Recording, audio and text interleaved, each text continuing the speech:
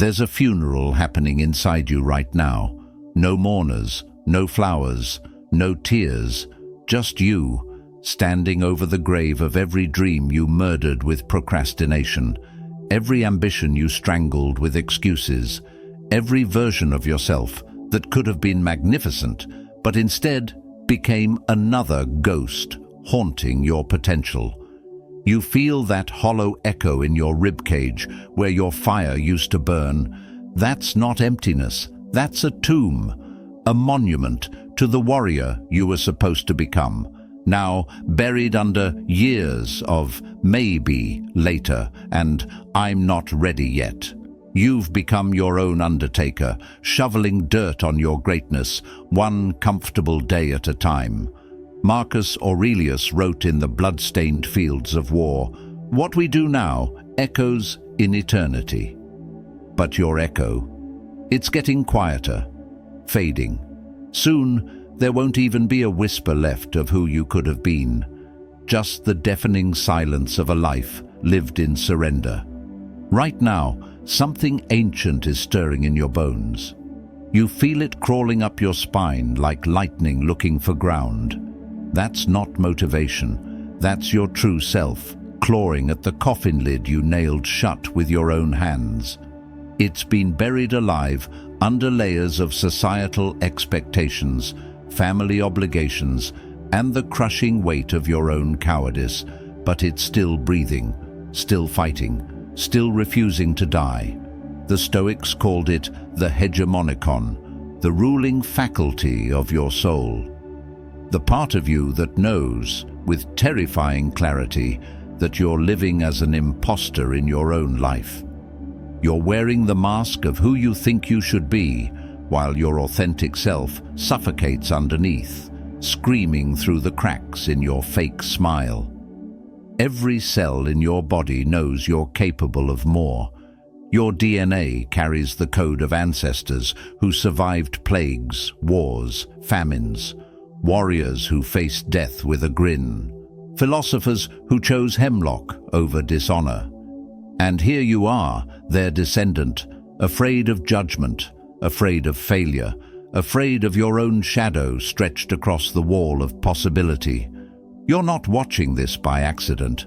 You're here because somewhere deep in the marrow of your existence, you've already decided. The execution date has been set. That pathetic, whimpering, excuse-making version of you, its hours are numbered. You're here to learn how to be the executioner. Before we begin this sacred destruction, I need something from you. Hit that like button as your first act of violence against your weakness. Write in the comments, "I am the storm that ends my suffering." Subscribe and pin your eyes to every second that follows, because we're about to perform surgery on your soul without anesthesia.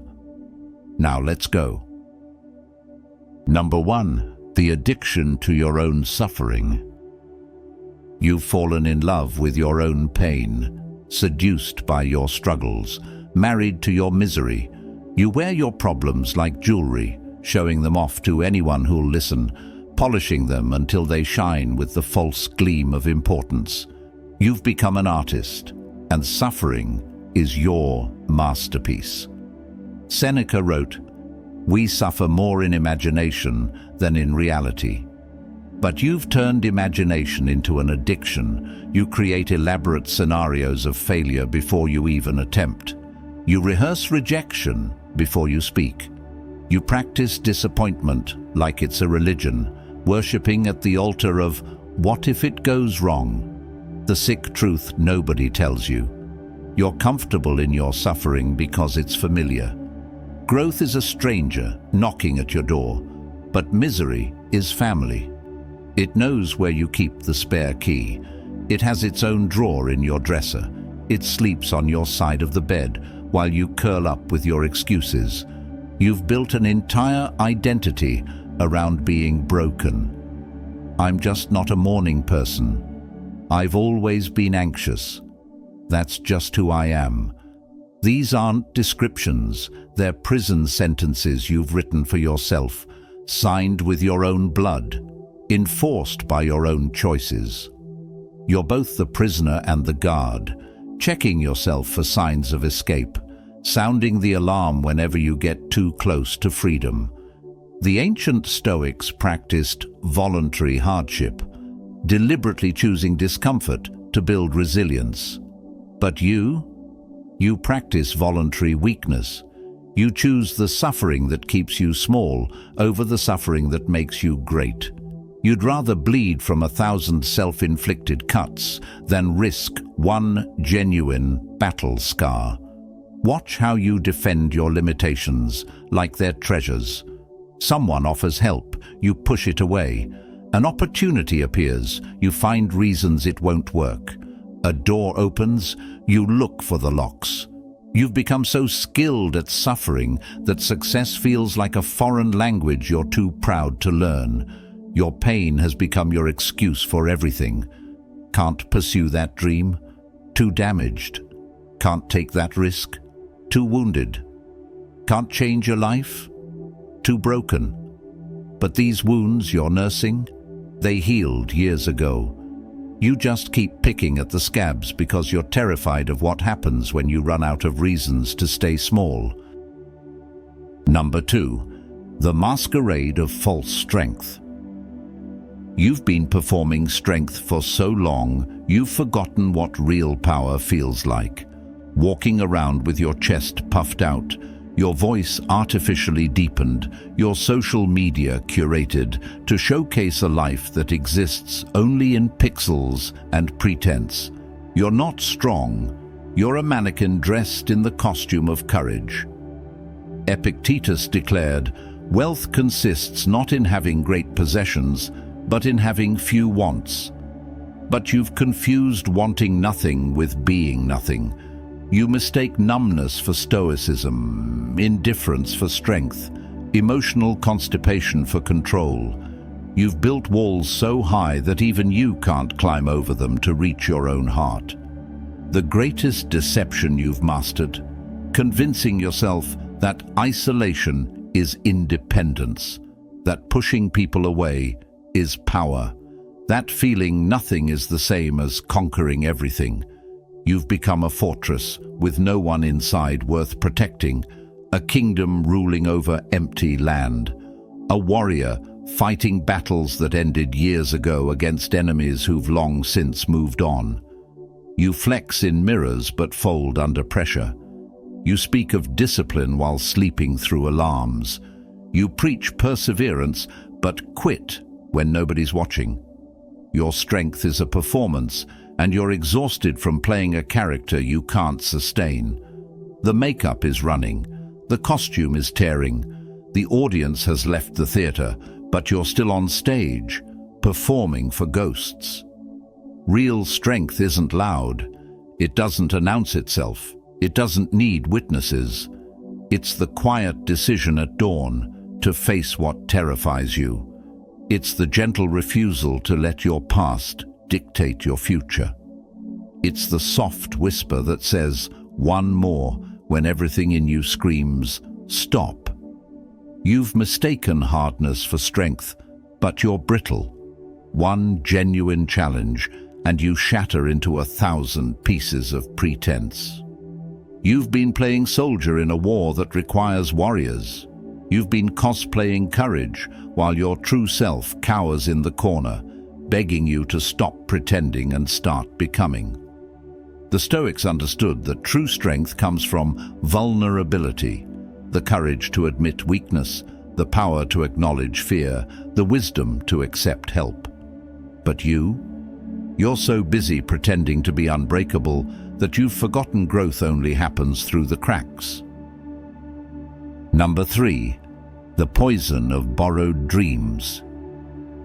You're living a life scripted by strangers, following a map drawn by people who've never walked your path.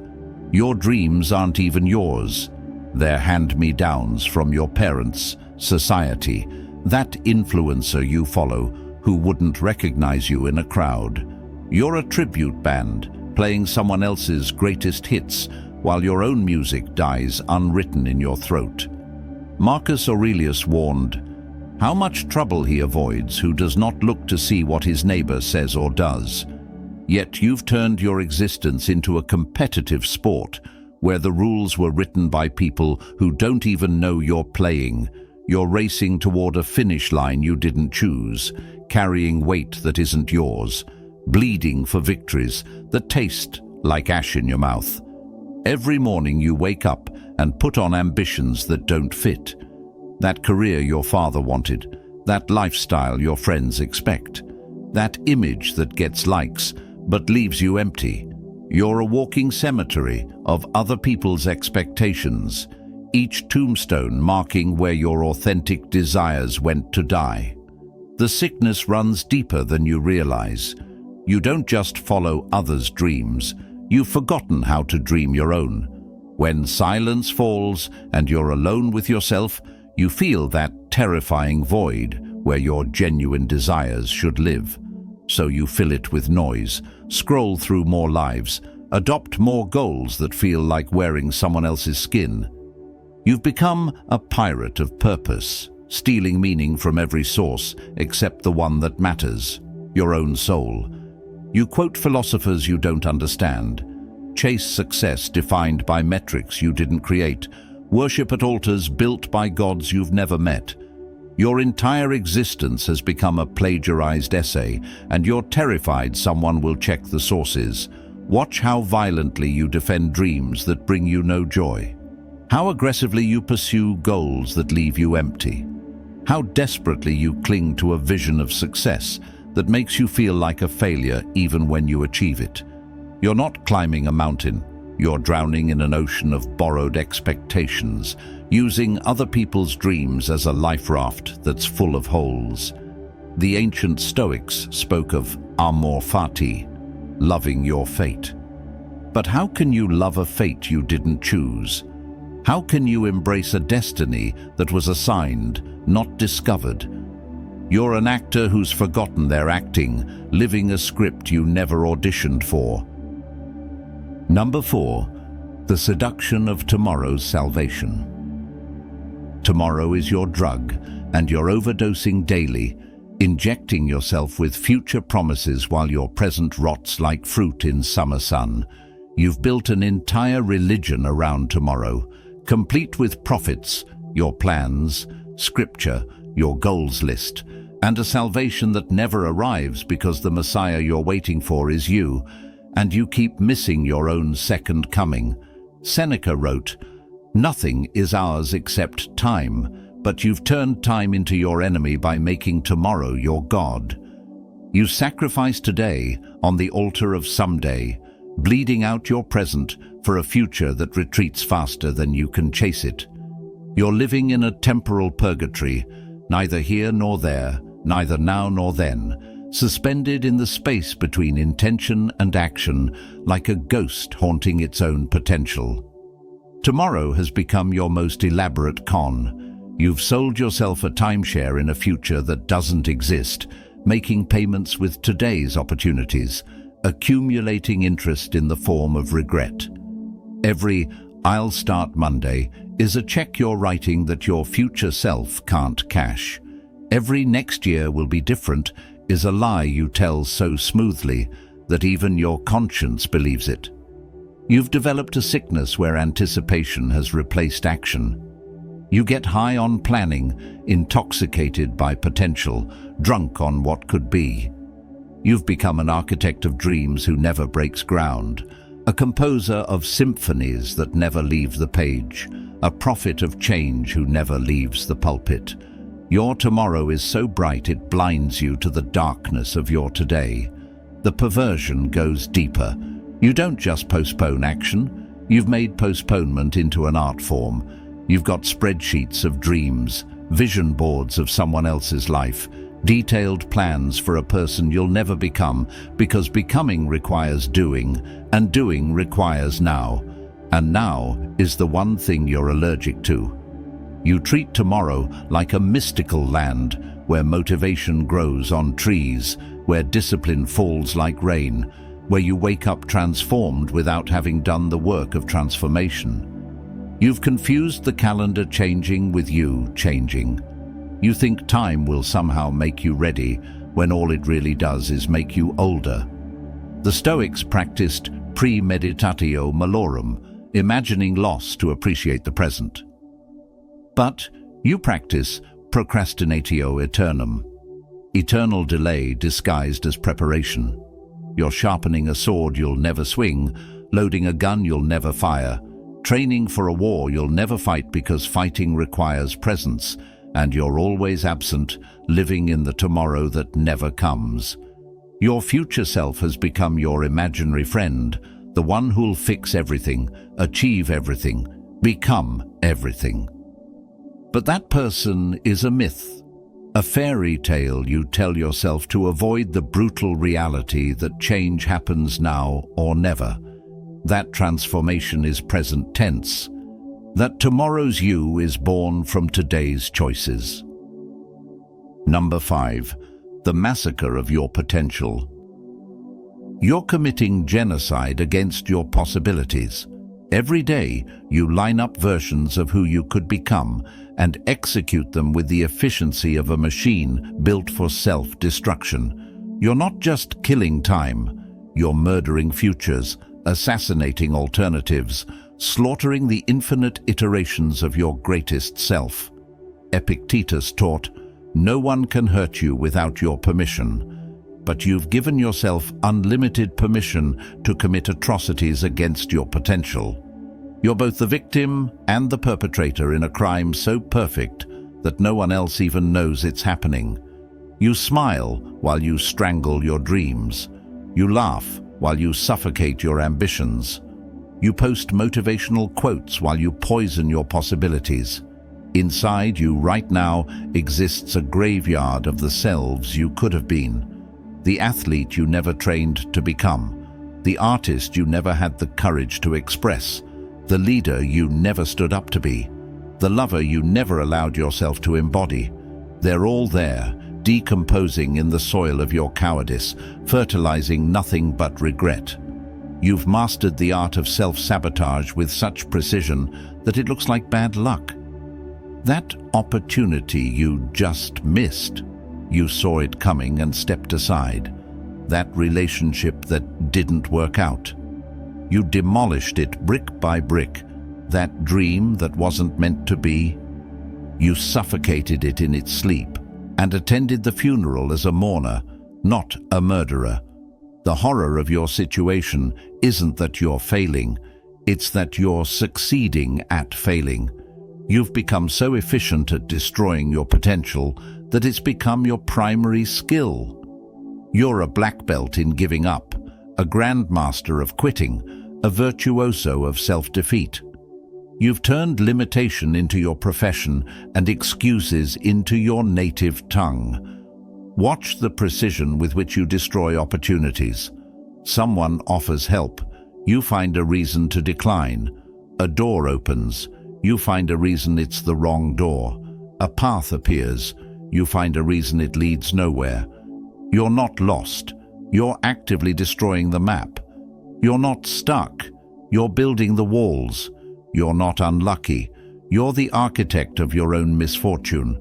The Stoics spoke of prohairesis, the faculty of choice. But you've weaponized choice against yourself. Every decision becomes a dagger. Every option becomes an opportunity to opt out. Every possibility becomes a problem to avoid rather than a potential to explore. You've turned free will into freely willing your own destruction. The massacre continues because you've convinced yourself that killing your potential is safer than letting it live. A dream realized can disappoint, but a dream murdered can always remain perfect in its impossibility. You're choosing the safety of never trying over the danger of possibly succeeding, the comfort of certain failure over the terror of potential triumph. Number 6. The ritual of daily dying. Every morning, you perform the same ceremony of surrender.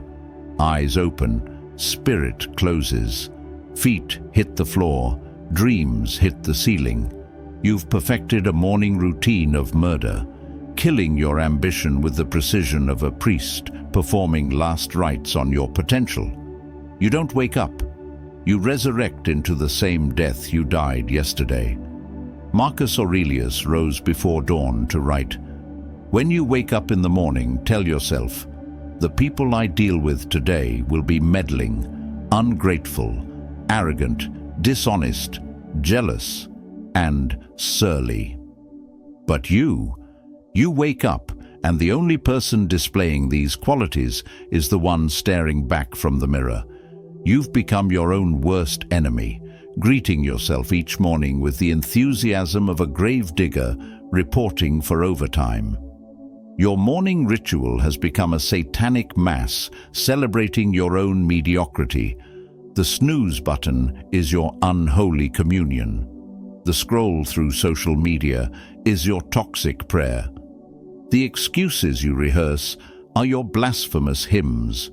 You've turned the sacred act of beginning into a profane ritual of ending before you start. You brush teeth that won't speak truth. You wash a face that wears masks.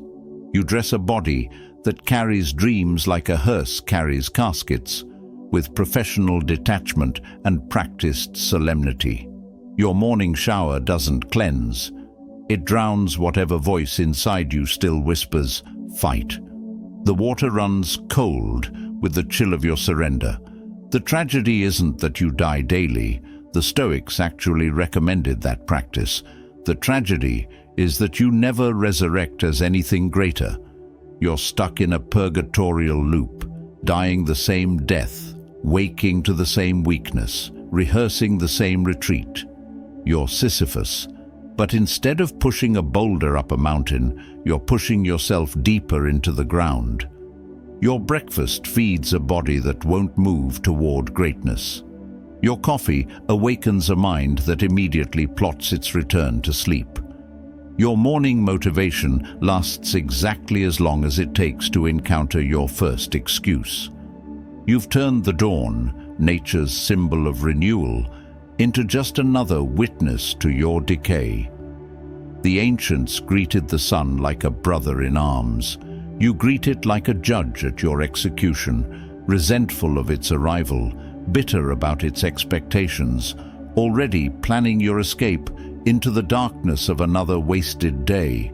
You're not living days, you're collecting them like a hoarder, stacking them up until they collapse and bury you alive. Number 7. The revolution that starts in silence. Tonight, when the world sleeps and you're alone with the monster you've become, something unprecedented will happen. No thunder, no lightning, no dramatic music, just you, in the devastating quiet of truth, finally admitting that the revolution you've been waiting for has been waiting for you. The uprising begins not with noise, but with the deafening silence of decision.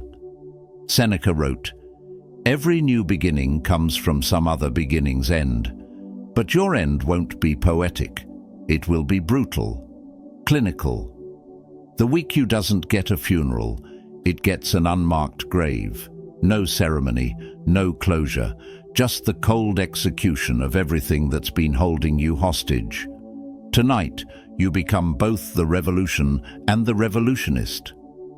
In that silence, you'll feel it, the tectonic shift of your soul realigning with your destiny, not the destiny written in self-help books or preached from podiums, but the one encoded in your DNA, whispered by ancestors who survived impossible odds just so you could exist. They didn't bleed for you to become comfortable. They didn't die for you to live like you're already dead. The revolution doesn't begin tomorrow. Tomorrow is the propaganda of the weak. The revolution begins in the space between this breath and the next, in the pause between heartbeats, in the moment you stop reading and start becoming. It's not a process, it's a detonation. You don't gradually become revolutionary. You explode into it, leaving nothing of the old you recognizable. Strip yourself naked of excuses. Stand bare before the mirror of truth. Look at what comfort has done to your edge, what fear has done to your fire, what procrastination has done to your purpose. Feel the disgust rise like bile in your throat. Taste the self-hatred. Let it burn. That burning isn't destruction, it's purification. You're not falling apart, you're finally falling together. The Stoics understood that the greatest empire you'll ever rule is the space between your ears. But you've allowed a coup. You've let weakness install itself as dictator, fear as parliament, excuses as your constitution. Tonight, you take it back. Not through motivation. Motivation is for tourists. Through decision. Irreversible, irrevocable, immediate decision. This revolution won't be televised, posted, or shared. It will happen in the dark corners of your discipline, in the shadows of your sacrifice, in the silence of your suffering. You'll bleed where no one sees. You'll break where no one knows. You'll rebuild where no one watches. And one day, they'll call it transformation, but you'll know it was revolution. The weak you is reading these words right now, feeling the noose tighten, sensing its end approaching. It's scrambling for excuses, reaching for comfort, begging for one more day. Don't grant it. Show no mercy. Give no quarter. The revolution doesn't negotiate with the regime it's overthrowing. The execution is complete. The weak you is dead. But here's what they never tell you about killing your weak self. It doesn't stay dead. It resurrects every morning, whispers every night, resurrects with every comfort, every excuse, every moment you choose ease over excellence. This isn't a one-time murder, it's a daily massacre. You're not just an executioner, you're a warrior in an eternal war. Marcus Aurelius knew this when he wrote, "What brings no benefit to the hive brings none to the bee." Your transformation isn't just for you. Every day you stay weak. Someone who needed your strength suffers. Someone who needed your example settles. Someone who needed your revolution retreats. Your weakness isn't personal, it's theft from everyone who could have been inspired by your strength. The words end here, but your war has just begun. Take these weapons, sharpen them with discipline, strike with them daily. Show no mercy to the weakness that will beg for resurrection tomorrow. If this hit your soul, hit that subscribe button like it's the face of your former self. Comment, "I am the revolution" below.